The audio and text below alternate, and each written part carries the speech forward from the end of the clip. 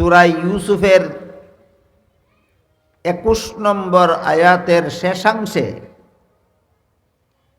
আল্লাহ পাক রব্বুল আলামিন বলেন, ইউসুফকে আমি মিশরে প্রতিষ্ঠিত করলাম,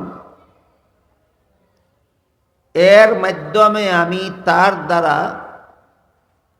মানব জাতির 3টা মহান খেদমত করাব।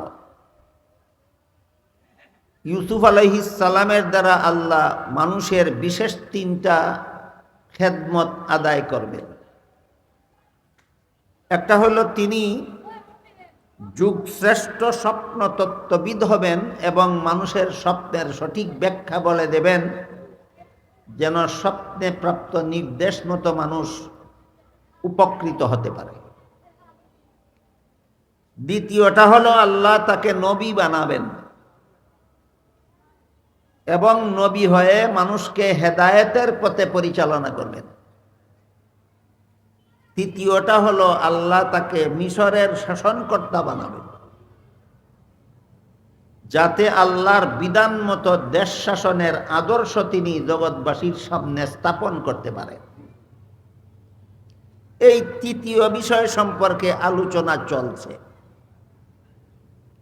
আল্লাহর বিধানে দেশ শাসনের আলোচনা গত বৎসর শুরু হয়েছিল, এই বৎসর গত 3 দিন হয়েছে। আমি চেষ্টা করব আজকে অন্তত এই আলোচনাটা শেষ করা যায় কিনা। গতকাল বলা হয়েছে আল্লাহ পাক রব্বুল আলামিন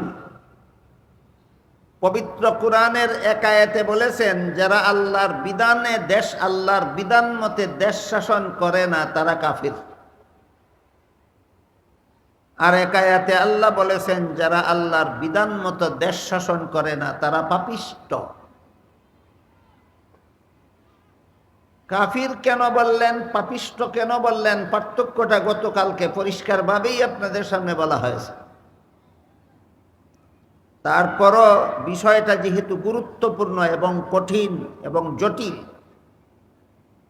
এই জন্য ব্যাপারটা নিয়ে যেন কারো মধ্যে কোনো রকমের ভুল বুঝাবুঝির সৃষ্টি না হয়, সেজন্য আজকে আমি আবারও বলে দিতে চাই যে আল্লাহর বিধান মতো যারা দেশ শাসন করে না এদেরকে আল্লাহ এক আয়াতে কাফির বলেছেন আর এক আয়াতে ফাসিক বা পাপিষ্ট বলেছেন। একই অপরাধের ব্যাপারে আল্লাহ 2 রকম পরিণতির কথা বললেন কেন? এর কারণ হলো সূরা মায়েদার 44 নম্বর আয়াত, 44 নম্বর আয়াতে আল্লাহ বলেন, মাল্লাম ইয়াহকুম বিমা আনজালাল্লাহু ফাউলাইকা হুমুল কাফিরুন। এর অর্থ হলো আল্লাহর বিধান মতো যারা দেশ শাসন করে না তারা কাফির। এই আয়াতে আল্লাহর বিধান মতো যারা দেশ শাসন করে না তাদেরকে কাফির বলেছেন একটা সুনির্দিষ্ট ব্যাখ্যা মতে, না ব্যাখ্যা ছাড়া, একটা সুনির্দিষ্ট ব্যাখ্যা মতে। ব্যাখ্যাটা কি? ব্যাখ্যাটা হলো যারা মনে প্রাণে বিশ্বাস করে যে দেশ শাসনের জন্য আল্লাহর বিধান যথেষ্ট নয়,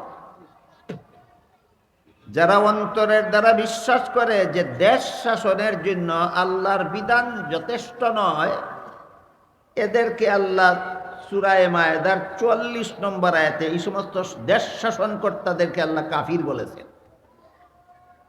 কারণ দেশ শাসনের জন্য আল্লাহর বিধান শুধু যথেষ্ট নয়, বরং দেশ শাসনের জন্য, শান্তিপূর্ণ দেশ শাসনের জন্য একমাত্র আল্লাহর বিধানই প্রযোজ্য। শুধু যথেষ্ট না, একমাত্র বিধানই প্রযোজ্য, একমাত্র আল্লাহর বিধান। আল্লাহর বিধান ছাড়া দেশ শাসন করলে এই দেশ কোনোদিনও শান্তিপূর্ণভাবে শাসিত হবে না। এই ব্যাখ্যা মতো আল্লাহ সূরা মায়েদার 44 নম্বর আয়াতে যারা আল্লাহর বিধান মতে দেশ শাসন করে না এদেরকে কাফির বলেছেন। বলুন ব্যাখ্যা ছাড়া না একটা ব্যাখ্যা সাপেক্ষে? ব্যাখ্যা কি? যারা মনে করে দেশ শাসনের জন্য আল্লাহর বিধান যথেষ্ট নয়, এদের ব্যাপারে আল্লাহ কাফির বলেছে। আবার একই সূরার অর্থাৎ সূরা মায়েদার ৪৭ নম্বর আয়াতে আল্লাহ বলেছেন, মাল্লাম ইয়াহকুম বিমা আনজালাল্লাহু ফাউলাইকা হুমুল ফাসিকুন। এর অর্থ হলো যারা আল্লাহর বিধান মতো দেশ শাসন করে না এরা ফাসিক। ফাসিক কুরআনের ভাষা, বাংলা হলো পাপিষ্ট। বাংলা কি? পাপিষ্ট। যারা আল্লাহর বিধান মতো দেশ শাসন করে না তাদেরকে এখানে আল্লাহ পাপিষ্ট বলেছে। এই পাপিষ্ট শব্দটাও আরেক ব্যাখ্যা সাপেক্ষে বলেছেন। সেই ব্যাখ্যাটা হলো যারা দেশ শাসনে, শান্তিপূর্ণ দেশ শাসনের জন্য আল্লাহর বিধানকেই যথেষ্ট মনে করে, কিন্তু ব্যক্তিগত অবৈধ স্বার্থ রক্ষার কারণে গদিতে গিয়াও আল্লাহর বিধান মতো দেশ শাসন করে না। আল্লাহর বিধানে দেশ শাসনের জন্য আল্লাহর বিধান যথেষ্ট মনে করে না, না অবৈধ স্বার্থের কারণে বাস্তবায়ন করে না। যারা দেশ শাসনের জন্য আল্লাহর বিধানকেই যথেষ্ট বলে বিশ্বাস করে, কিন্তু এদের অবৈধ স্বার্থ রক্ষার জন্য যেই কথা বিশ্বাস করে এই কথা বাস্তবায়ন করে না, পালন করে না, এদেরকে আল্লাহ সূরা মায়েদার ৪৭ নম্বর আয়াতে ফাসিকুন বলেছেন, পাপিষ্ট বলে আখ্যায়িত করেছেন। যেহেতু আল্লাহ দুই ব্যাখ্যা মতো এদেরকে দুই আয়াতে দুই ধরনের পরিণতির কথা বলেছেন, তাই আমরা ঢালাওভাবে যারাই দেশ শাসন করে না এদেরকেই কাফির বলবো না। যারাই গদিতে গিয়া আল্লাহর বিধান মতে দেশ শাসন করে না ঢালাওভাবে এদের সবাইকে আমরা কাফির বলবো না। কেন? জানতে হবে, এদেরকে জিজ্ঞাসা করতে হবে, তুমি কি শান্তিপূর্ণ দেশ শাসনের জন্য আল্লাহর বিধানকে যথেষ্ট মনে করো না?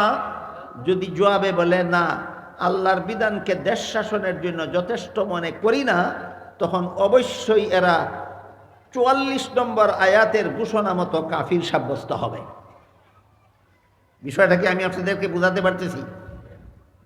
যারা রাষ্ট্রীয় ক্ষমতায় অধিষ্ঠিত হওয়ার পরেও আল্লাহর বিধানকে দেশ শাসনের জন্য যথেষ্ট বলে মনেই করে না, বিশ্বাসই করে না, এরা নিঃসন্দেহে কাফির। এরা যে কাফির এতে কোনো সন্দেহ নাই। এদেরকে কাফির বলেছেন আল্লাহ নিজে সূরা মায়েদার ৪৪ নম্বর আয়াতে। আর যদি কেউ শাসন ক্ষমতা লাভ করার পরেও শান্তিপূর্ণ দেশ শাসনের জন্য আল্লাহর বিধানকেই যথেষ্ট মনে করে, কিন্তু দুনিয়ার কোনো অবৈধ স্বার্থ হাসিলের জন্য আল্লাহর বিধান মতে দেশ শাসন না করে মন গড়া আইনে দেশ শাসন করে, বুঝে থাকতে বলেন দ্বিতীয় দলটা কি? শান্তিপূর্ণ দেশ শাসনের জন্য আল্লাহর বিধানকে যথেষ্ট বলে বিশ্বাস করে না, না বিশ্বাস করে? বিশ্বাস করে। এই জন্য এদেরকে আল্লাহ কাফির বলেন। প্রথম দলকে কাফির বলেছেন, এরা বিশ্বাসই করে না। রাজনীতিতে ধর্ম নাই, ধর্মে রাজনীতি নাই, বিশ্বাসই করে না যে ইসলামের বিধানে, ইসলামের বিধিবিধান দেশ শান্তিপূর্ণ দেশ শাসনের জন্য যথেষ্ট, এই কথাটা যারা বিশ্বাসই করে না এদেরকে আল্লাহ ৪৪ নম্বর আয়াতে কাফির বলেছেন। আর যারা বিশ্বাস করার পরেও কোনো অবৈধ স্বার্থ রক্ষার জন্য গদিতে যাওয়ার পরেও আল্লাহর বিধানে দেশ শাসন করে না, এরা কি দেশ শাসনের জন্য আল্লাহর বিধানকে যথেষ্ট মনে করে না, না মনে করে? মনে করে। এই জন্য এদেরকে আল্লাহ কাফির বলেননি, এদেরকে আল্লাহ পাপিষ্ট বলেছেন, ফাসিক বলেছেন। এর উদাহরণ হইল ৫ বেলার নামাজ। কেউ যদি ৫ বেলার নামাজকে ফরজ বলে বিশ্বাস করে না, সে কাফির।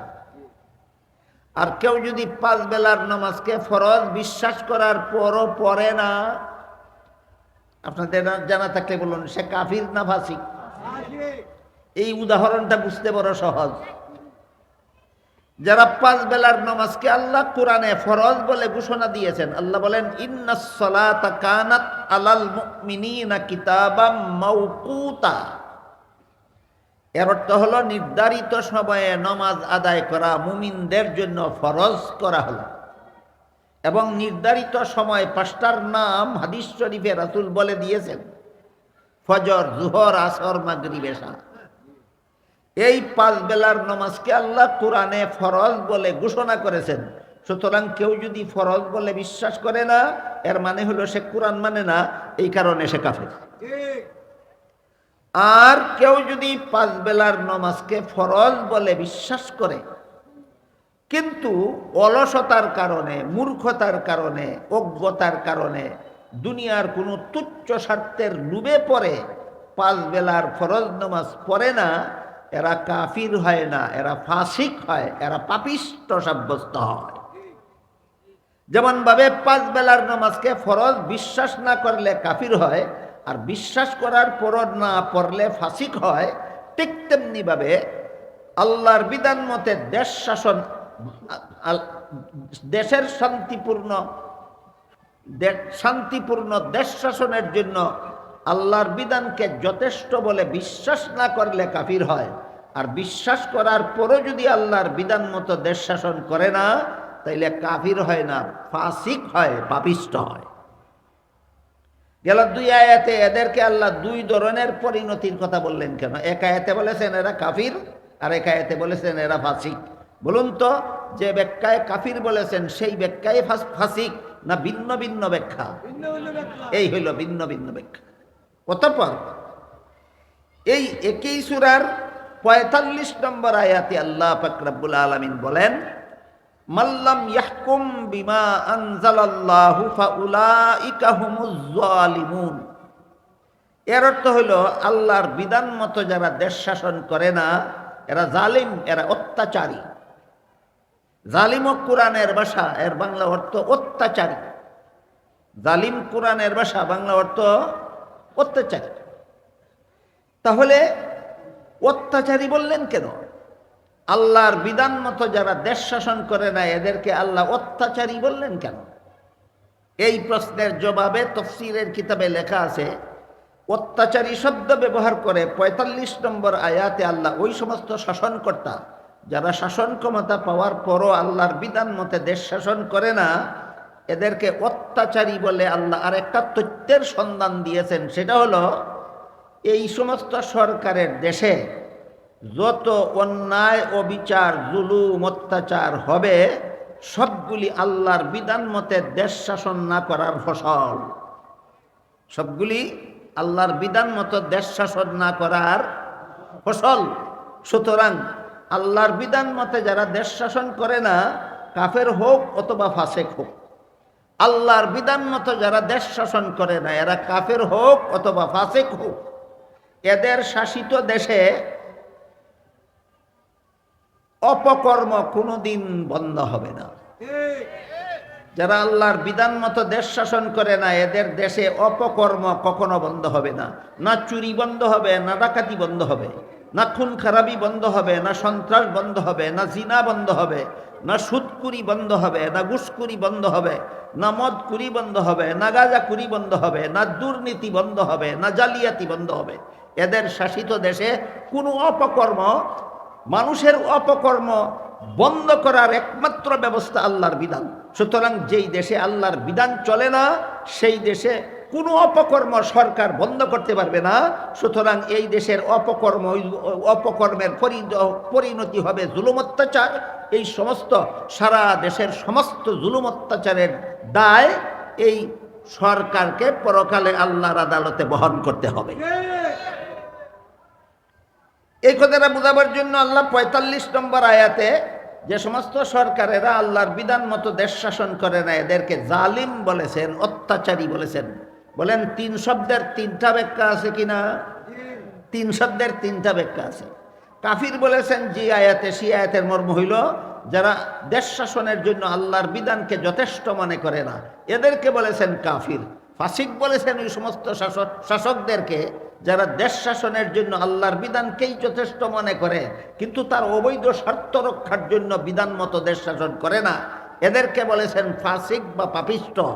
আর তুমি ফাসিকেই হও আর কাফিরেই হও, আল্লাহর বিধান মতো দেশ শাসন না করার কারণে দেশের কোনো রকমের অপকর্ম তোমার মতো সরকারের দ্বারা বন্ধ করা সম্ভব হবে না। যারা আল্লাহর বিধান মতো দেশ শাসন করে না, এরা কাফের হোক অথবা ফাসিক হোক, এদের দেশে অপকর্ম অনবরত চলতেই থাকবে। সুতরাং যতদিন পর্যন্ত সরকার গদিতে বসা থাকবে ততদিন পর্যন্ত দেশের যত রকমের মানুষ যত প্রকারের অপকর্ম করবে সকলে পরকালে যে পরিমাণ শাস্তি বহন করবে। যেই সরকার আল্লাহর বিধানে দেশ শাসন না করার কারণে জনগণ অপকর্মের সুযোগ পাইল, সকল পাপিষ্টদের সমান শাস্তি পরকালে সরকারদের বহন করতে হবে। বিষয়টাকে আপনাদের বুঝাতে পারলাম জালিম হওয়ার ব্যাখ্যা। এই মর্মে সহিহ বুখারী শরীফ এবং সহিহ মুসলিম শরীফের বর্ণিত একটা হাদিস এই মর্মে বড় চমৎকার।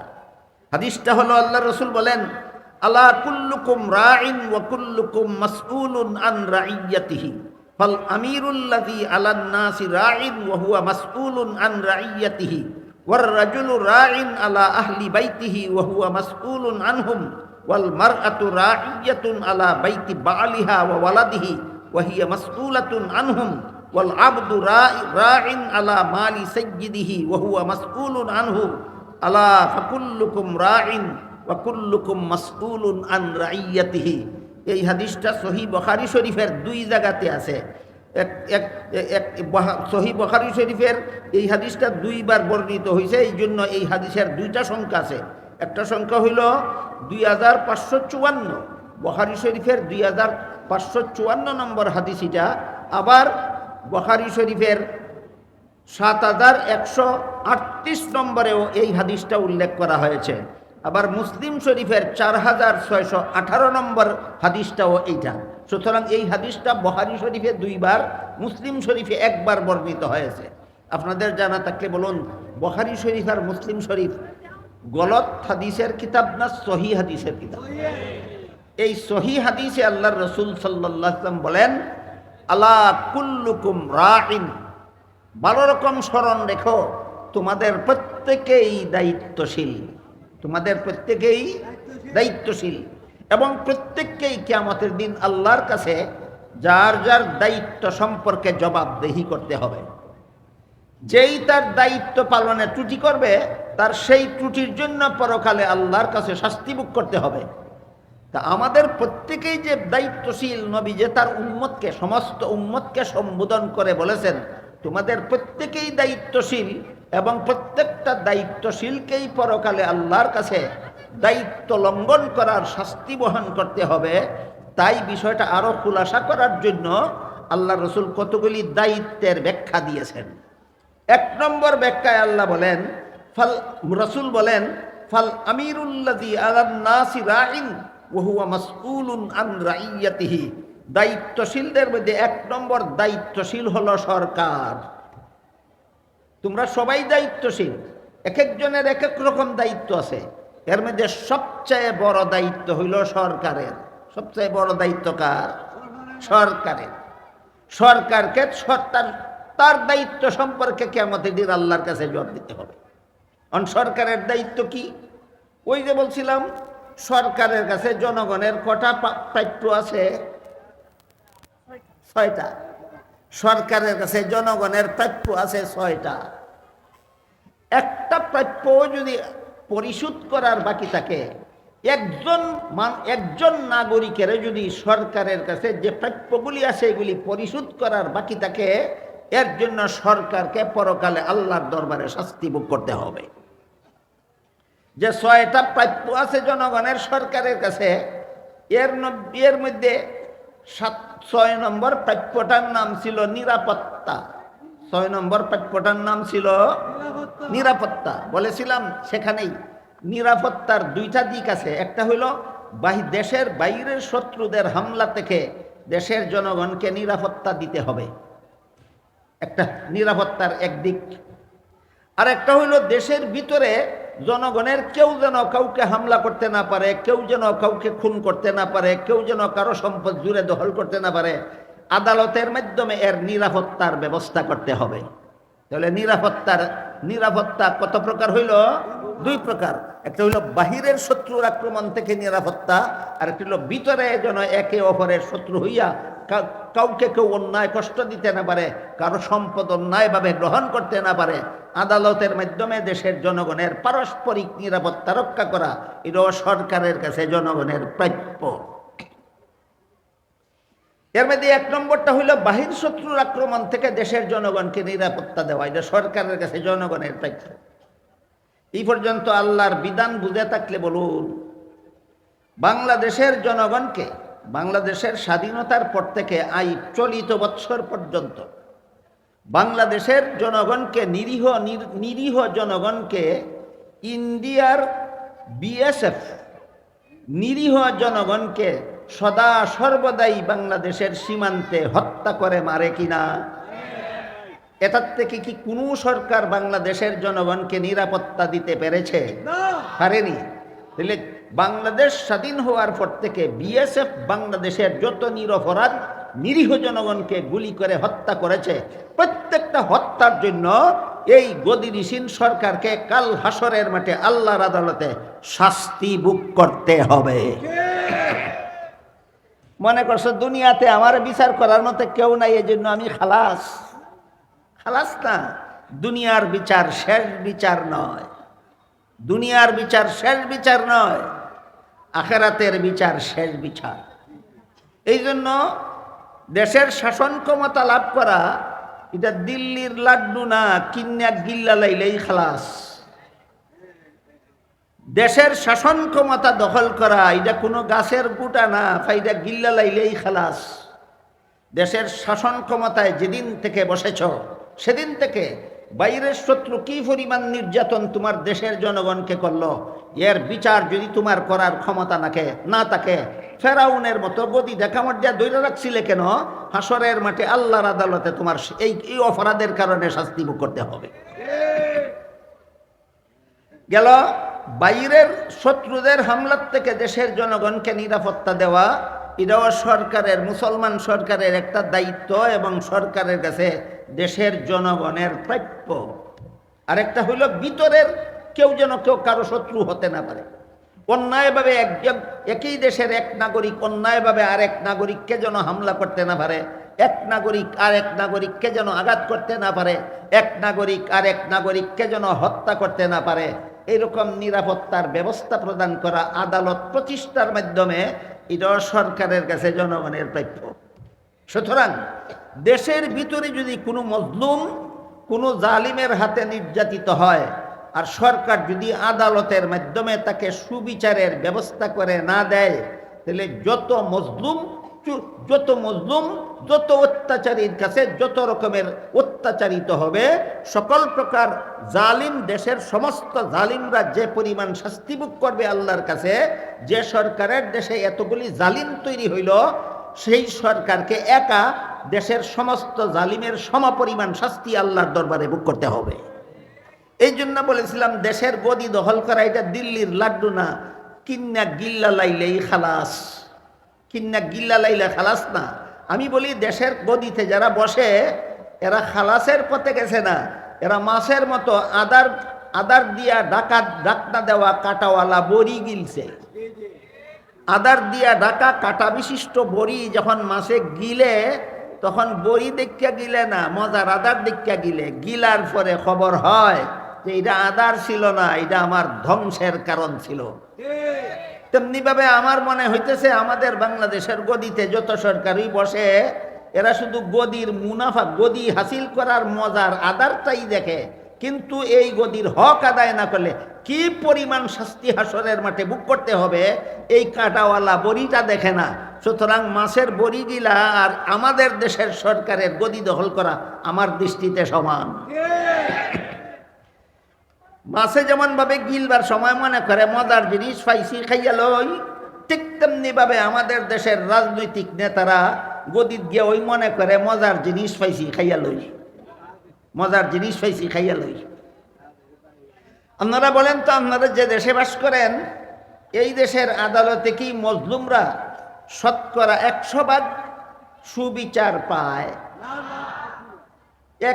একজন জনগণের একজন জালিম আর একজন মজলুম, সে ওই মজলুমে আর এক জালিম জনগণের কাছ থেকে আদালতে সুবিচার পাবে দূরের কথা, অনেক সময় দেখা যায় গদিওয়ালারাও বহু জনগণের বিরুদ্ধে মিথ্যা মামলা করে তাদেরকে হয়তো ফাঁসি দেয়, না হয় হয়রানি করায়, না হয় আজীবন জেল খাটায়।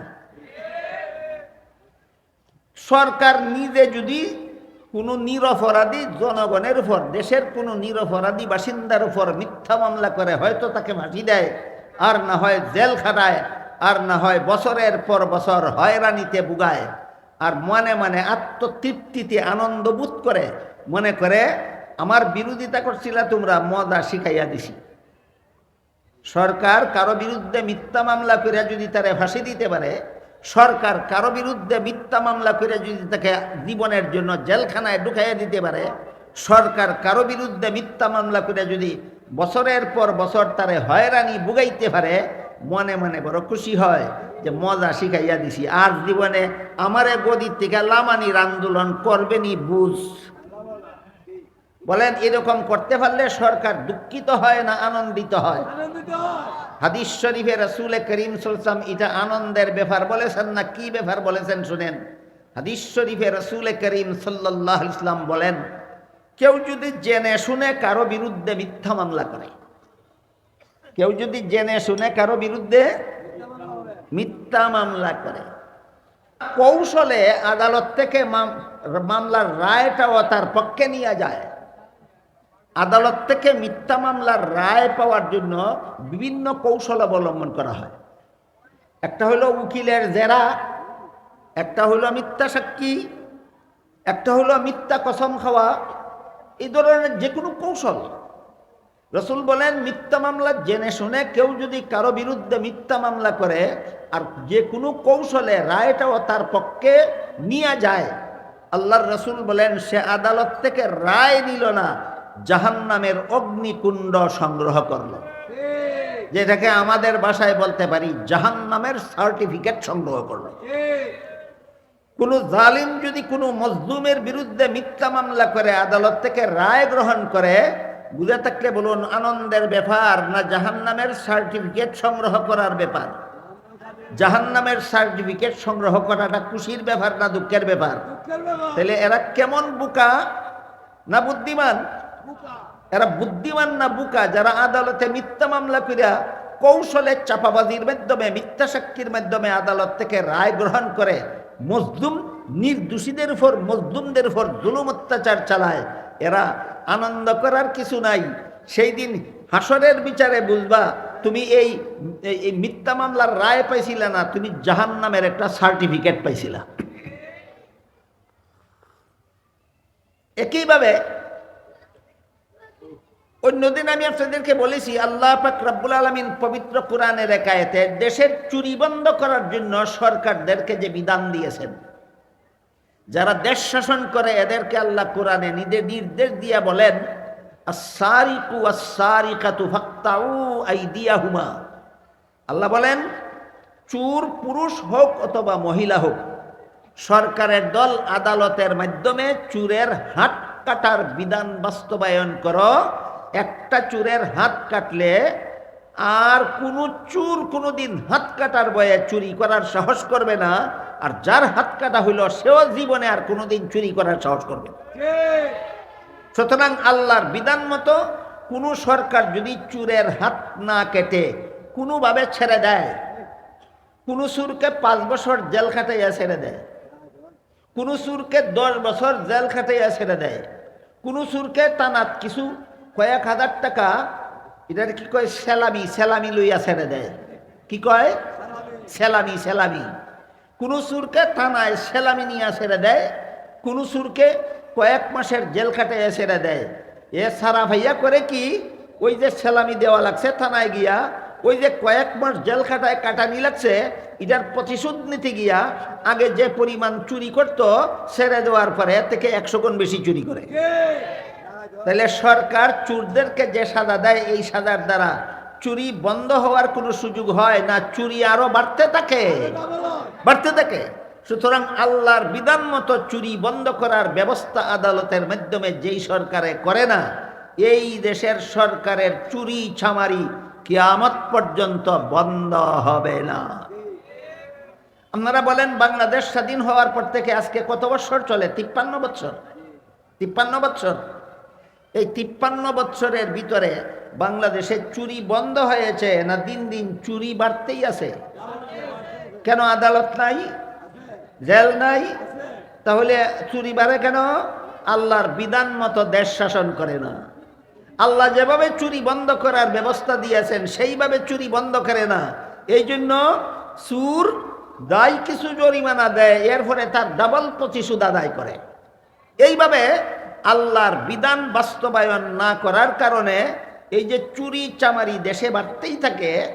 যত হাজার লোক চুর হবে আল্লাহর বিধান মতো দেশ শাসন না করার কারণে, যত লক্ষ মানুষ দেশের চুরি চামারি করবে আল্লাহর বিধান মতো দেশ শাসন না করার কারণে, যত লক্ষ চুর চুরি করবে জীবনে, এই সমস্ত লক্ষ চুরে হাসরের মাঠে যে পরিমাণ শাস্তি ভোগ করবে, যে সরকারে চুরি বন্ধ করার জন্য আল্লাহর বিধান বাস্তবায়ন করেনি, একা সরকারকে সেই পরিমাণ শাস্তি ভোগ করতে হবে। আমি কি বিষয়টা আপনাদেরকে বুঝাতে পারলাম? ধরেন বর্তমান বাংলাদেশে কোনো সরকার বসা আছে। আমার জানা মতো বাংলাদেশে বর্তমানে কোনো স্থায়ী সরকার বসা নাই। আমার জানা মতো বর্তমান বাংলাদেশে নির্বাচিত কোনো সরকার বসা নাই। আমরা আপাতত ধরে নেই বর্তমান বাংলাদেশে কোনো একজন সরকার বসা আছে, তার প্রতি আল্লাহর নির্দেশ আছে দেশের চুরি বন্ধ করার জন্য আমি আল্লাহ কোরআনে এই বিধান দিলাম। তিনি যদি চোরদের এই বিধান বাস্তবায়ন না করার কারণে তার শাসন আমলে যদি 50 লক্ষ মানুষ বাংলাদেশে চুরি চামারি করে থাকে, তাহলে হাসরের বিচারে আল্লাহর দরবারে 50 লক্ষ চুরের যে শাস্তি ভোগ করতে হবে, একা সরকারকে 50 লক্ষ চুরের সমান শাস্তি ভোগ করতে হবে। আমি কি আপনাদেরকে বুঝাতে পারলাম? 50 যে সরকারের আমলে দেশে 50 লক্ষ মানুষের চুরি করলো, এই 50 লক্ষ চুরের যে শাস্তি হবে হাসরের দিন, একা সরকারকে 50 লক্ষ চুরের সমান শাস্তি ভোগ করতে হবে হাসরের দিন। কেন? আল্লাহ রসুল বলেন, ওয়াহুয়া মাসউলুন আন রাইয়াতিহি, গদিতে যে বইছ, যদি আল্লাহর বিধান মতো শান্তিপূর্ণভাবে দেশ শাসন না করো, তাহলে দেশের যত জনগণের শান্তি ভঙ্গকারী যত অপরাধ করবে, সমস্ত অপরাধের সমান শাস্তি একা গদিওয়ালাকে ভোগ করতে হবে। আমি কি রসুলের হাদিসের অংশটা আপনাদেরকে বুঝাতে পারলাম? আরেকটা উদাহরণ দিই, শুনেন।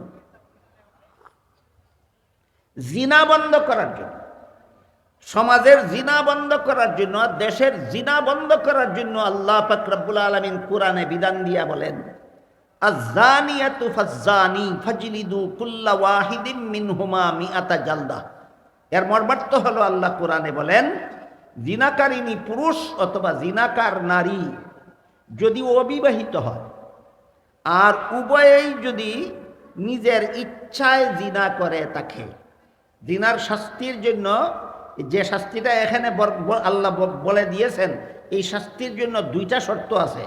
1 নম্বর শর্ত হলো জিনাকারিনী নারী আর জিনাকার পুরুষ যদি অবিবাহিত হয়, আর একটা শর্ত হইল যদি নিজের ইচ্ছায় জিনা করে থাকে, তাহলে আল্লাহ বলেন সরকারেরা আদালতের মাধ্যমে জিনাকার পুরুষ এবং জিনাকারিনী নারী উভয়কে 100 বেত্রাঘাত করো।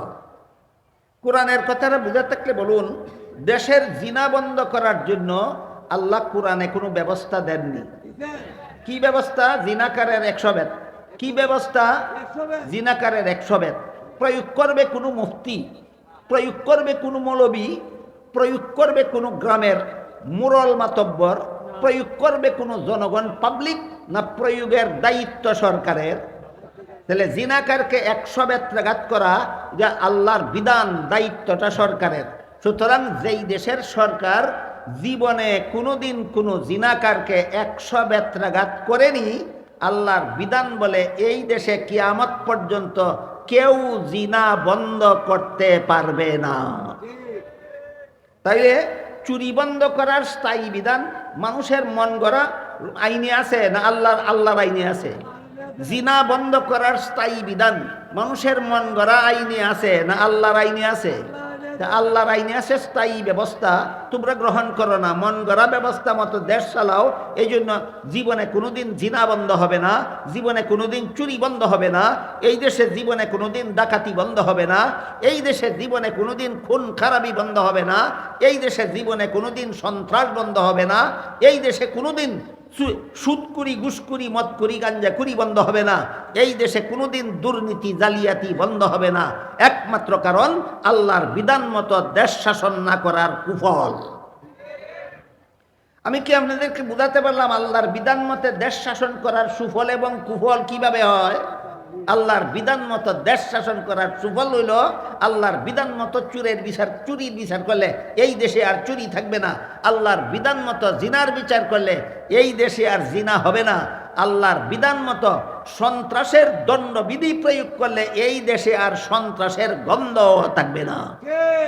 সুতরাং যেই সরকার আল্লাহর বিধান মতো জিনা বন্ধ করার শাস্তি প্রয়োগ করলো না, এই দেশে যত পুরুষে জিনা করবে, যত মহিলার সাথে, সমস্ত পুরুষ মহিলা জিনার কারণে পরকালে আল্লাহর কাছে যে পরিমাণ শাস্তি ভোগ করতে হবে, একা সরকারকে সমস্ত জিনাকারের সমান শাস্তি ভোগ করতে হবে।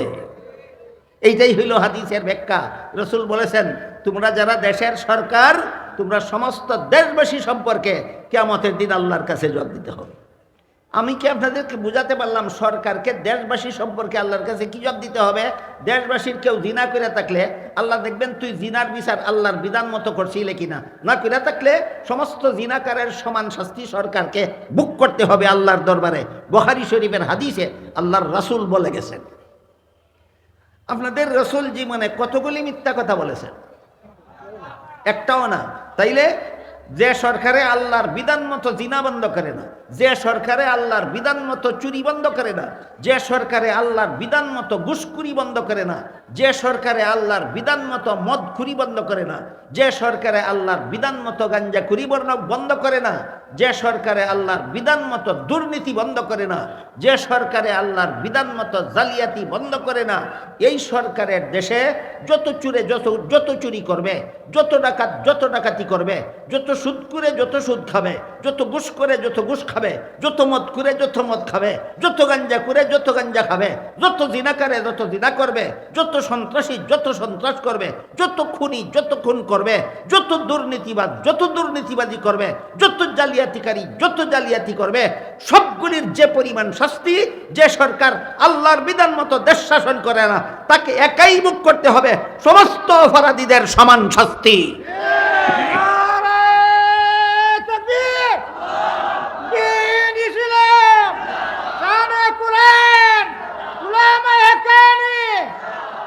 মুহতারাম হাজিরিন, এই জন্য আমি বলেছিলাম কোনো আন্দোলন করে দেশের গদিটা দখল করে ফেললেই দিল্লির লাড্ডু গিলে ফেলে সব মনে করবা না। আল্লাহর বিধান মতে যদি চুরি বন্ধ করার ব্যবস্থা না করো, তোমার দেশের সকল চোরের সমান শাস্তি তোমাকে হাসরের দিন ভোগ করতে হবে। আল্লাহর বিধান মতে যদি জিনা বন্ধ করার ব্যবস্থা না করো, দেশের সকল জিনাকারের সমপরিমাণ শাস্তি তোমাকে কিয়ামতের দিন আল্লাহর কাছে ভোগ করতে হবে। আপনারা কি মনে করেন কোরআনে শুধু চুরি আর জিনা বন্ধ করার বিধানই আল্লাহ দিয়েছেন, আর কোনো বিধান নাই?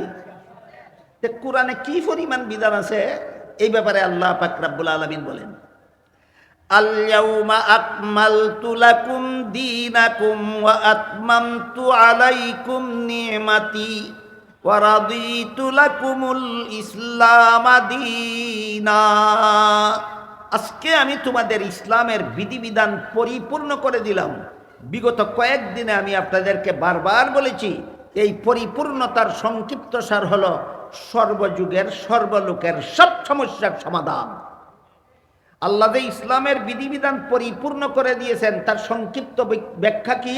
সর্বযুগের সর্বলোকের সব সমস্যার সমাধান। সুতরাং রাষ্ট্রীয় জীবনে শান্তিপূর্ণভাবে দেশ শাসনের যত বিধিবিধানের দরকার সমস্ত বিধিবিধান আল্লাহ কোরআনে প্রদান করেছেন। আজকে মাত্র দুইটা উদাহরণ আপনাদের শুনাইলাম যে চুরি বন্ধ করার জন্য সরকারকে আল্লাহ কোরআনে কি বিধান প্রয়োগ করার কথা বলেছেন, জিনা বন্ধ করার জন্য সরকারকে আল্লাহ দেশের জিনা ব্যভিচার বন্ধ করার জন্য কোন বিধান প্রয়োগ করার নির্দেশ আল্লাহ কোরআনে দিয়েছেন, ঠিক তেমনিভাবে সন্ত্রাস বন্ধ করার জন্য সরকারের প্রতি আল্লাহর দেওয়া কোনো বিধান নাই। আছে কথাটা আপনারা বুঝলেন কিভাবে?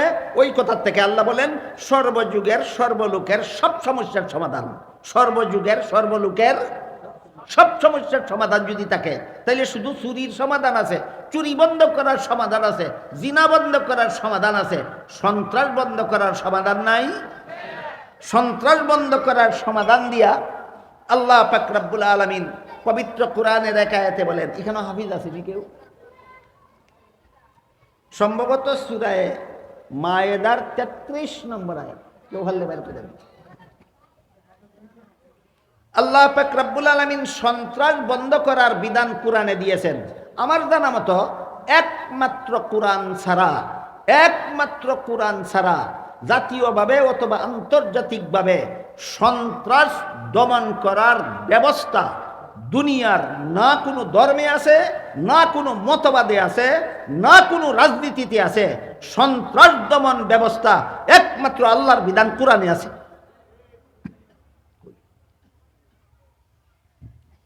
সন্ত্রাস দমন ব্যবস্থা দিয়ে আল্লাহ সূরা মায়েদার 33 নম্বর আয়াতে বলেন, ইন্নামা জাযাউল্লাযীনা ইউহারিবুনাল্লাহা ওয়া রাসূলাহু ওয়া ইয়াসআউনা ফিল আরদি ফাসাদান আন ইউকাত্তালু আও ইউসাল্লাবু আও তুকাত্তাআ আইদিহিম ওয়া আরজুলুহুম মিন খিলাফিন আও ইউনফাউ মিনাল আরদ যালিকা লাহুম খিজিয়ুন ফিদ দুনিয়া ওয়া লাহুম ফিল আখিরাতি আযাবুন আযীম। এটা হলো সূরা মায়েদার 33 নম্বর আয়াত। আপনারা শুধু এতটুকু মনে রাখতে পারেন, সন্ত্রাস দমন, সরকারের প্রতি সন্ত্রাস দমন বিধান প্রয়োগের নির্দেশ দিয়েছেন আল্লাহ সূরা মায়েদার 33 নম্বর আয়াত। এবার আমি আপনাদের জিজ্ঞেস করি, বাংলাদেশে জাতীয়ভাবে সন্ত্রাস দমন কথাটা বলা হয় কি না? বেশি বলে জনগণে না বেশি বলে সরকারে? বাংলাদেশের বাইরে আন্তর্জাতিকভাবে সন্ত্রাস দমন অ্যান্টি টেরোরিজম বলা হয় কি না? বলা হয়। সবচেয়ে বেশি বলা হয় আমেরিকায়। আন্তর্জাতিকভাবে সন্ত্রাস দমনের কথা বেশি বলা হয় আমেরিকায়। এটা হলো আন্তর্জাতিক ব্যাপার। আন্তর্জাতিক ব্যাপারটা এখানে আওড়াইয়ে আমি আপনাদেরকে এই বিশাল সাগরে সাঁতার কাটাতে চাই না। শুধু বাংলাদেশের ব্যাপারটা একটু বলি। বাংলাদেশের জনগণের সন্ত্রাস দমন কথাটা এত জপে না, সরকারে সন্ত্রাস দমন কথাটা যত জপে। আর সন্ত্রাস দমনের নামে সরকারে যত মানুষ বাংলাদেশে কি গুলি করা কয়, ক্রসফায়ারের নামে যত কোন বাংলাদেশ সরকারের নিরীহ জনগণকে করেছে, সন্ত্রাস দমনের নামে যত আলেমকে জেল জুলুম অত্যাচার করেছে, এর হিসাব দিয়ে শেষ করা যাবে না। অথচ গুড়ার ডিমও জানে না সন্ত্রাস কারে কয়। বলে আমার কথা বুঝে থাকলে বলেন, সন্ত্রাস কারে কয় বুঝে সন্ত্রাস দমন ব্যবস্থা গ্রহণ করে না গুড়ার ডিমও বুঝে না? তুই তো বুঝোসই না সন্ত্রাস কারে কয়, দমন বুঝবে কিভাবে? আর সন্ত্রাস দমনের ব্যবস্থা দিয়েছেন আল্লাহ কোরআনের সূরা মায়েদার 33 নম্বর আয়াতে। তুই তো জানোসই না, তুই প্রয়োগ করবে কিভাবে? এই জন্য আমি আপনাদেরকে একটু সংক্ষেপে আগে এই টেরোরিজমের ডেফিনেশনটা বলতে চাই, সন্ত্রাসের সংজ্ঞা বলতে চাই। সন্ত্রাস কাকে বলে? আমি চ্যালেঞ্জ করলাম, বাংলাদেশের যদি গদিতে অতীতে যারা গেছিল, বর্তমানে যারা যাওয়ার জন্য অপেক্ষায় আছে, জিজ্ঞেস করুন সন্ত্রাস কাকে বলে। কমপ্লিট কোনো ডেফিনেশন দিতে পারবে না, কারণ জানে না। আল্লাহ কোরআনে শিক্ষা দিচ্ছেন সন্ত্রাস কাকে বলে, এবং কোরআনে শিক্ষা দিচ্ছেন দমন করার ব্যবস্থা কি। ঠিক তেমনিভাবে আন্তর্জাতিক পর্যায়ে যত সন্ত্রাস দমনের নামে যত মানব হত্যা, নিরীহ মানুষ হত্যা চলেছে, এরা গুড়ার ডিমও জানে না সন্ত্রাস কারে কয়, বরং এরাই সন্ত্রাসী। আমেরিকার সন্ত্রাসী বাহিনী সন্ত্রাস দমনের নামে সারা বিশ্বে কি পরিমাণ হত্যাযজ্ঞ চালিয়েছে, এর হিসাব দিয়া সারা রাতে শেষ করার মতো নয়। অথচ বর্তমান দুনিয়াতে সবচেয়ে বড় বিশ্ব সন্ত্রাসী কোনো রাষ্ট্র যদি থাকে, সেটার নাম হলো আমেরিকা। বর্তমান দুনিয়াতে সবচেয়ে বড় জঘন্যতম সন্ত্রাসী দেশটার নাম আমেরিকা। সন্ত্রাস দমনের নামে ইরাকে হামলা চালিয়েছে, সন্ত্রাস দমনের নামে আফগানিস্তানে হামলা চালিয়েছে, সন্ত্রাস দমনের নামে সারা বিশ্বের মুসলিম দেশগুলির বিরুদ্ধে যুদ্ধ যুদ্ধ বিগ্রহ লাগাইয়েই রাখছে এই বিশ্ব সন্ত্রাসী আমেরিকা। আর সবগুলি করে থাকে কিসের নামে? সন্ত্রাস দমনের নামে। সবগুলি হত্যাযজ্ঞ চালিয়ে থাকে কিসের নামে? সন্ত্রাস দমনের নামে। আপনাদের কি মনে নাই আফগানিস্তান 2001 সালে এই বিশ্ব সন্ত্রাসী আমেরিকা আফগানিস্তান হামলা চালিয়েছিল কিসের নামে? সন্ত্রাস দমনের নামে। একাধারে 20 বছর পর্যন্ত আফগানি মুসলমানেরা এই আমেরিকান সন্ত্রাসী বাহিনীর বিরুদ্ধে জেহাদ করছে, জানে মালে জেহাদ করছে। কতদিন? 20 বছর।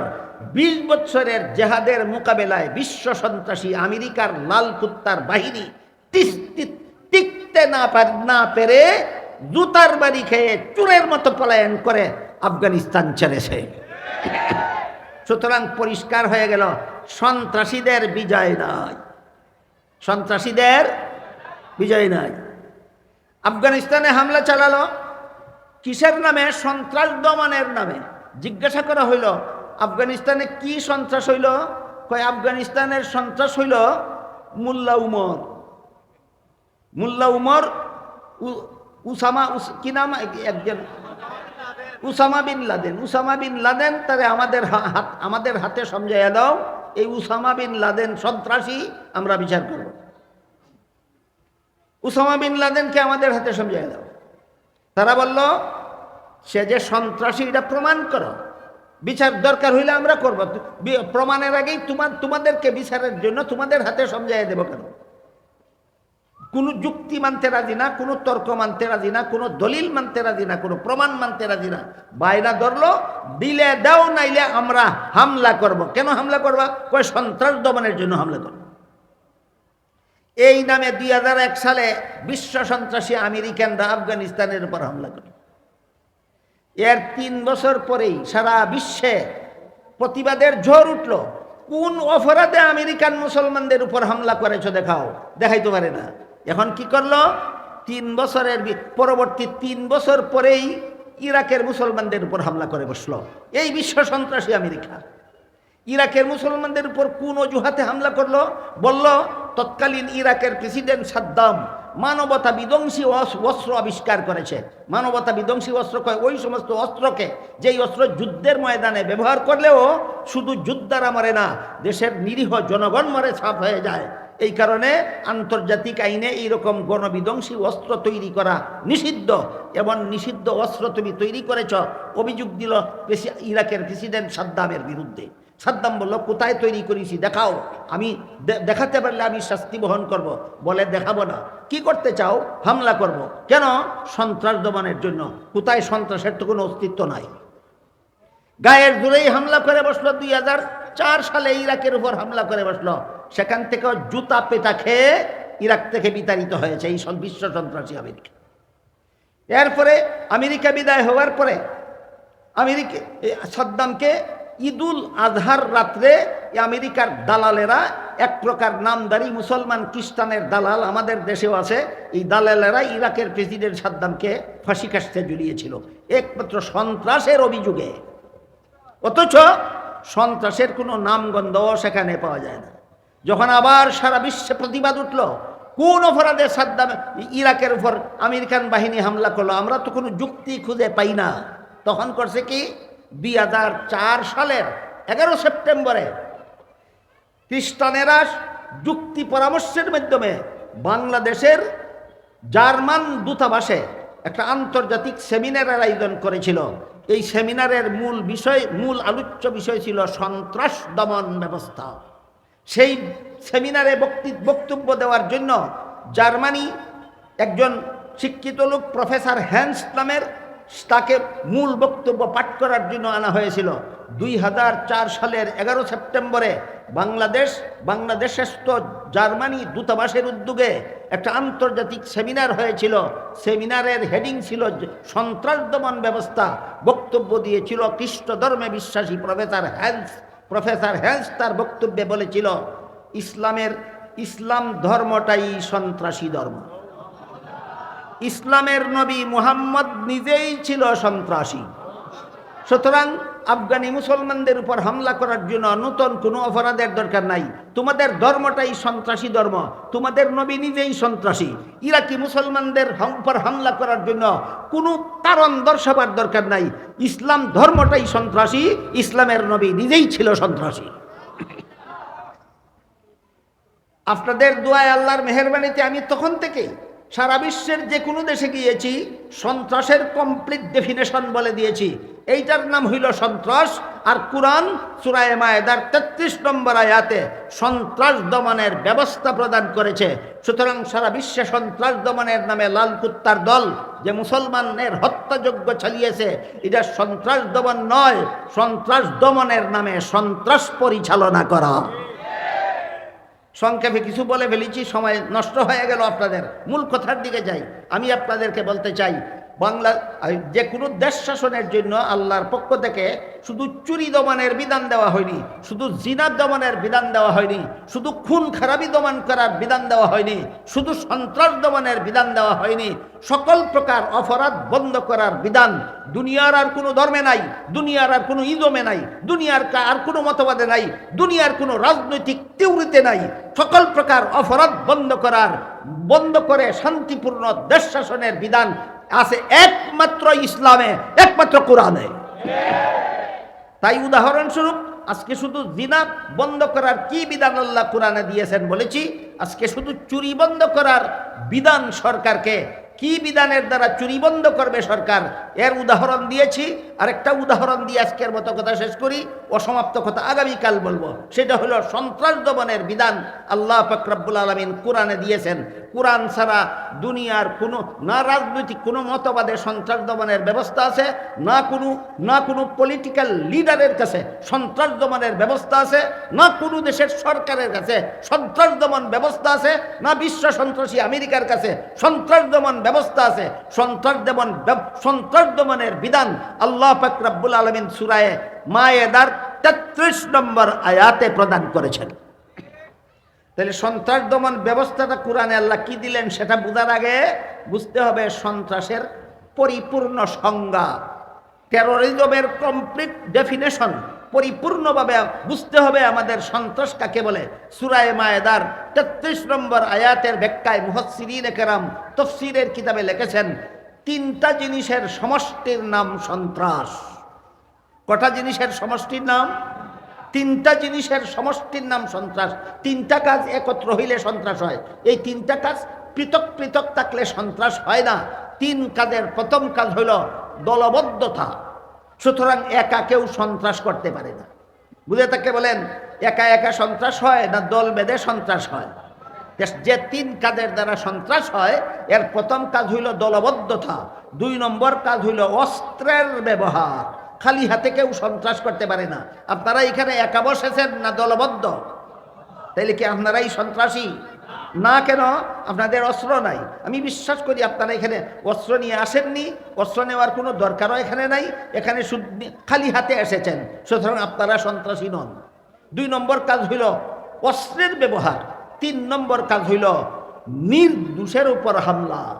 দল বেঁধে অস্ত্র নিয়ে নির্দোষের উপর হামলা করার নাম সন্ত্রাস। দল বেঁধে অস্ত্র নিয়ে নির্দোষের উপর হামলা করার নাম সন্ত্রাস। দল বেঁধে অস্ত্র নিয়ে নির্দোষের উপর হামলা করার নাম সন্ত্রাস। এবার বলেন তো বাংলাদেশে কেউ দল বেঁধে অস্ত্র নিয়ে নির্দোষের উপর হামলা করে কিনা? হ্যাঁ, এইটার নাম হইল সন্ত্রাস।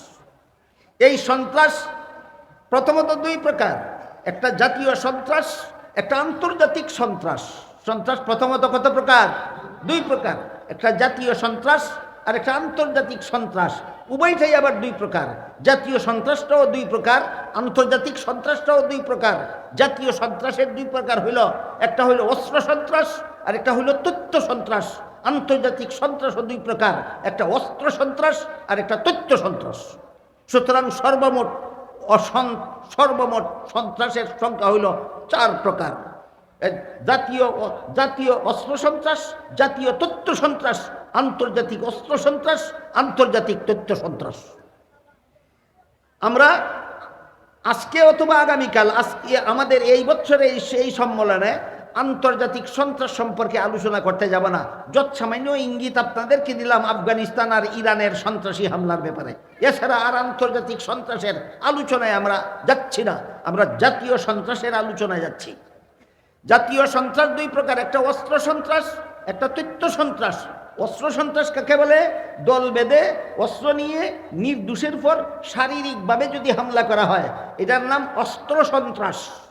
দল বেঁধে অস্ত্র নিয়ে নির্দোষের শরীরের উপর যদি হামলা করা হয় বা ভূখণ্ডের উপর যদি হামলা করা হয়, এটার নাম অস্ত্র সন্ত্রাস।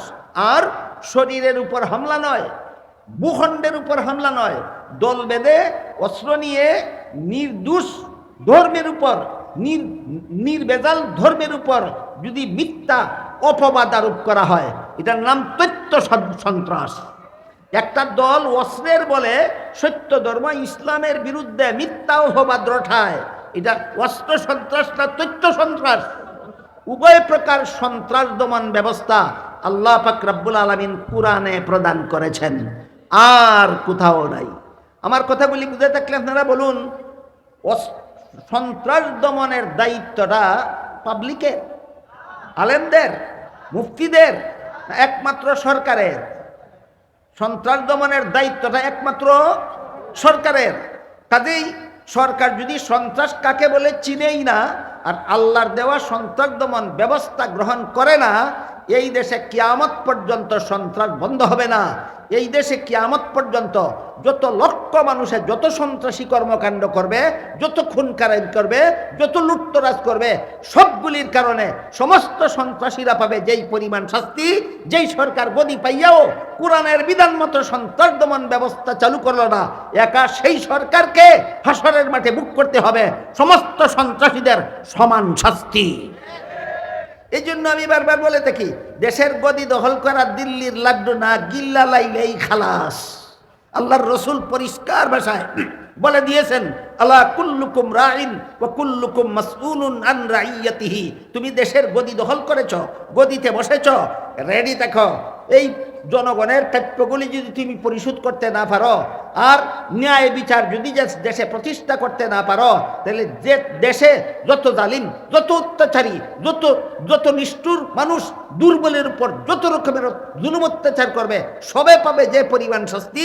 আল্লাহর বিধান চালু না করার কারণে একা সরকারকে বহন করতে হবে হাসরের দিন সেই পরিমাণ শাস্তি। আপনারা যদি বলেন আর কয়েক মিনিটে এই সরকারকে আল্লাহ জাতীয় সন্ত্রাস দমনের কি ব্যবস্থা সূরা মায়েদার 33 নম্বর আয়াতে প্রদান করেছেন সেটা বলবো। আর যদি বলেন এই বাকি কথাটা আগামীকাল শুনবেন, তাহলে ইনশাল্লাহ আমি আগামীকাল অথবা আগামী পরশু বলবো।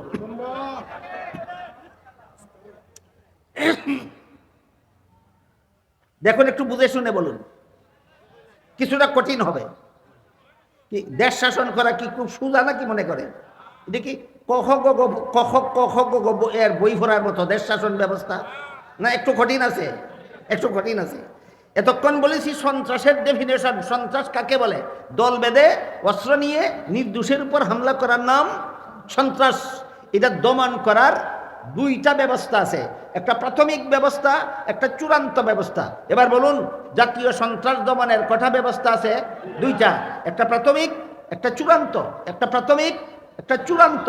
প্রাথমিক ব্যবস্থার একটা প্রেক্ষাপট আছে, একটা বিশেষ অবস্থার প্রেক্ষাপটে আল্লাহ পাক রব্বুল আলামিন সূরা মায়েদার 33 নম্বর আয়াত নাযিল করে। মুহাম্মদুর রাসূলুল্লাহ সাল্লাল্লাহু আলাইহি ওয়াসাল্লাম যখন রাষ্ট্রপ্রধান ছিলেন, তখন তার কাছে আয়াত নাযিল করে প্রাথমিক পর্যায়ের জাতীয় সন্ত্রাস দমন ব্যবস্থা আল্লাহ প্রদান করেছেন পবিত্র কোরআনের সূরা মায়েদার 33 নম্বর আয়াত। কি প্রেক্ষাপট ছিল? প্রেক্ষাপটটা এই ছিল, বাহরাইন নামের একটা দেশ আছে মিডিল ইস্টের মধ্যে, বিভিন্ন দেশের একটা দেশের নাম আছে বাহরাইন। এই বাহরাইন থেকে কিছু অমুসলিম মুহাম্মদুর রাসূলুল্লাহ সাল্লাল্লাহু আলাইহি ওয়াসাল্লামের খেদমতে মদিনা শরীফে হাজির হয়েছিল। হাজির হয়ে তারা নবীর কাছে আরজ করেছিল, আমরা সরল মানে মুসলমান হতে এসেছি, আমাদেরকে কলেমা পড়িয়ে মুসলমান বানিয়ে দিন। আল্লাহর রাসূল তাদেরকে কলেমা পড়িয়ে মুসলমান বানালেন। বলুন, তাদেরকে কোনো চাপ সৃষ্টি করা হয়েছিল না তারা স্বেচ্ছায় ইসলাম গ্রহণ করেছিল? স্বেচ্ছায় ইসলাম গ্রহণ করেছিল। তারা ইসলাম গ্রহণ করার পরে নবীজিকে বলল, আমরা যারা এসেছি আমরা সবাই একটা পেটের পীড়ায় ভুগতেছি দীর্ঘদিন যাবৎ, কোনো চিকিৎসায় এই পেটের পীড়া সারে না। আপনার কাছে কোনো ব্যবস্থা থাকলে দয়া করে আমাদেরকে ব্যবস্থাটা বলে দিন। রাসূল করিম সাল্লাল্লাহু আলাইহি ওয়াসাল্লাম তাদেরকে বললেন, তোমরা মদিনা নামক শহরের বাইরে গিয়ে দেখো, এই মরুভূমিতে আমার একজন রাখাল আছে, সে উটের রাখালি করে দিনে রাতে সেখানে তাকে, সেখানেই তাদের টাকা খাওয়ার ব্যবস্থা আছে। তোমরা গিয়ে উটের রাখালের সাথে কিছুদিন অবস্থান করো, উটের রাখালের সাথে কিছুদিন উটের রাখালি করো এবং নিয়মিত প্রতিদিন উটের দুধ পান করবে আর সাথে কিছু উটের পেশাবও পান করবে। এখানে আর একটা প্রশ্ন জাগে, ইসলামী শরীয়তে তো যে কোনো জীবজন্তুর পেশাব পান করা হারাম, রাসূল রুগীদেরকে এমন একটা হারাম কাজের নির্দেশ দিলেন কিভাবে? এই প্রশ্নের জবাব হাদিসের ব্যাখ্যায় লেখা আছে। যদি কোনো বিজ্ঞ চিকিৎসক, মুহাম্মদুর রাসূলুল্লাহর চেয়ে বিজ্ঞ বড় কোনো চিকিৎসক দুনিয়াতে হতে পারে না। এই কথাটা যদি কেউ বুঝতে চান, তিব্বে নববী নামে একটা কিতাব আছে, এটা বাংলা অনুবাদও হয়েছে, পরে দেখবেন। সুতরাং এই প্রশ্নের সমাধান হইল, বিজ্ঞ চিকিৎসক যদি বলেন অমুক রোগীর চিকিৎসার জন্য অমুক হারাম জিনিস ব্যবহার করা ছাড়া আর কোনো ব্যবস্থা নাই, তখন চিকিৎসার জন্য যে পরিমাণ হারাম জিনিস ব্যবহার করার নির্দেশ দিবেন চিকিৎসক, সেই পরিমাণ হারাম জিনিস ব্যবহার করা জায়েজ। সুতরাং রাসূল একটা হারাম কাজের নির্দেশ দিয়েছেন না, এদের জন্য, এদের চিকিৎসার জন্য সেটা জায়েজ ছিল।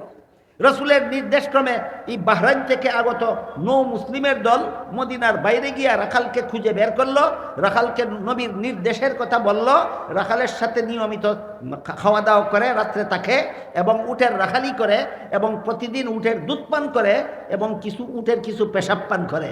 এর দ্বারা তারা সম্পূর্ণরূপে পেটের পীড়া থেকে সুস্থ হয়ে গেল। বলেন, রাসূলের বাতায়ে দেওয়া চিকিৎসা ব্যবস্থা বিফল গেল না 16 আনা সফল? তাহলে রাসূল চিকিৎসা বিজ্ঞানেও মহাবিজ্ঞানী ছিলেন, রাসূল চিকিৎসা বিজ্ঞানেও মহাবিজ্ঞানী ছিলেন, সেটা ভিন্ন আলোচনা, আমি সেদিকে যাচ্ছি না। সুস্থ হওয়ার পরে তারা কাণ্ডটা কি করলো শুনুন। এরা সুস্থ হওয়ার পরে ওই যে রাখালের সাথে এতদিন থাকলো, এটা রাসূলের নিয়োজিত রাখাল, রাসূল তারা নিযুক্ত করে দিয়েছেন ওইখানে উটের রাখালি করত। এই যে রাখালের সাথে থাকলো, খাইলো, যে রাখালের সাথে রাখালি করলো, যে রাখালের সাথে থেকে উটের দুধ পান করে সুস্থ হইল, উটের পেশাব পান করে সুস্থ হইল, এই রাখালের 4 হাত পা কেটে দিল, 4টা পা কেটে দিল যেন পলাইতে না পারে, 2টা পা কেটে দিল যেন পলাইতে না পারে, 2টা হাত কেটে দিল যেন আঘাত সামলাতে না পারে। এরপরে খেজুর গাছের কাঁটা নিয়ে কুচিয়ে কুচিয়ে তার 2টা চক্ষু খুলে ফেলল, এরপরে তার গলা কেটে হত্যা করে ফেলল। তারপরে এই যে সমস্ত উটের রাখালি ওই রাখাল ছেলে করত, সবগুলি উট নিয়ে যেই বাহরাইন থেকে তারা এসেছিল সেই বাহরাইনের পথে পলায়ন করার জন্য রওনা হয়ে গেল। ইতিমধ্যে এই হত্যাকাণ্ডের খবর মদিনা শরীফের শহরের ভিতরে রাসূলের কাছে পৌঁছল। রাসূল করিম সাল্লাল্লাহু আলাইহি ওয়াসাল্লাম সংবাদ পাওয়া মাত্রই একদল অশ্বারোহী সাহাবায়ে কেরামদেরকে পাঠিয়ে দিলেন, এদেরকে গ্রেফতার করে নিয়ে আসো। সাহাবায়ে কেরাম এদেরকে মধ্য রাস্তায় গিয়া ঘেরাও করলেন এবং উট সহ সমস্ত সন্ত্রাসীদেরকে গ্রেফতার করে রাসূলের কাছে হাজির করে দিলেন। এরপরের কথা বোঝার আগে এবার বলুন, বাহরাইন থেকে একটা লোক এসেছিল না একদল? রাখালের হাত পা কেটেছিল হাতের দ্বারা না অস্ত্রের দ্বারা? এরপরে রাখাল দোষী ছিল না নির্দোষ? এবার বলুন, দল বেঁধে অস্ত্র নিয়ে নির্দোষের উপর হামলা, 3 জিনিস পাওয়া গেল কিনা? তাহলে এই কাফেলার লোক সন্ত্রাসী, কাফেলার লোক সন্ত্রাসী। সর্বোপরি তারা যেই অপরাধটা করেছিল, যেই কলেমা পরে ইসলাম গ্রহণ করেছিল, সেই কলেমা বর্জন করে তারা মুরতাদ হয়ে গিয়েছিল। একদিক দিয়ে মুরতাদ হইল, অপর দিক দিয়ে সন্ত্রাসী হামলা করে রাখালকে হত্যা করলো, অপরদিকে উটের পালকে অপহরণ করে নিয়ে গেল। সাহাবায়ে কেরাম সবাইকে গ্রেফতার করে রাসূলের দরবারে হাজির করলেন। এর আগে রাসূলের আদালতে সন্ত্রাসের কোনো বিচারের মোকদ্দমা আসেনি। এই রাসূলের শাসন আমলে রাসূল কতদিন দেশ শাসন করেছিলেন? 10 বছর। হিজরত করে মদিনা যাওয়ার পরবর্তী 10 বছর রাসূল একটা দেশের প্রধান শাসনকর্তা ছিলেন, ভুলে গেলে হবে না। রাসূল 53 বছর বয়সে হিজরত করে মদিনা শরীফ গিয়েছিলেন, সেখানে একটা ইসলামী রাষ্ট্র প্রতিষ্ঠা করেছিলেন। জীবনের শেষ 10 বছর সেই রাষ্ট্র তিনি শাসন করেছিলেন। তার শাসন আমলে এই সর্বপ্রথম সন্ত্রাসী মোকদ্দমা দায়ের হইল, সন্ত্রাসীদের বিচারের মোকদ্দমা দায়ের হইল। এর আগে কোনো সন্ত্রাসীর বিরুদ্ধে কোনো মোকদ্দমাও রাসূলের আদালতে দায়ের হয়নি, এবং সন্ত্রাস দমন ব্যবস্থাও এর আগে আল্লাহ কুরআনে নাজিল করেননি। যখন সর্বপ্রথম এই সন্ত্রাসী কাফেলা রাসূলের আদালতে হাজির হলো, এবং এদেরকে কি বিচার করা যায়, আগের থেকে রাসূল কাছে কোনো ওহী ছিল না। আল্লাহ পাক রব্বুল আলামিন তখন রাসূলের আদালতে সন্ত্রাসীদের দমন ব্যবস্থা দিয়ে আল্লাহ সূরা মায়েদার 33 নম্বর আয়াত নাজিল করেন। এ হইল কোরআনে সন্ত্রাস দমন ব্যবস্থার আইন নাজিলের, আয়াত নাজিলের প্রেক্ষাপট।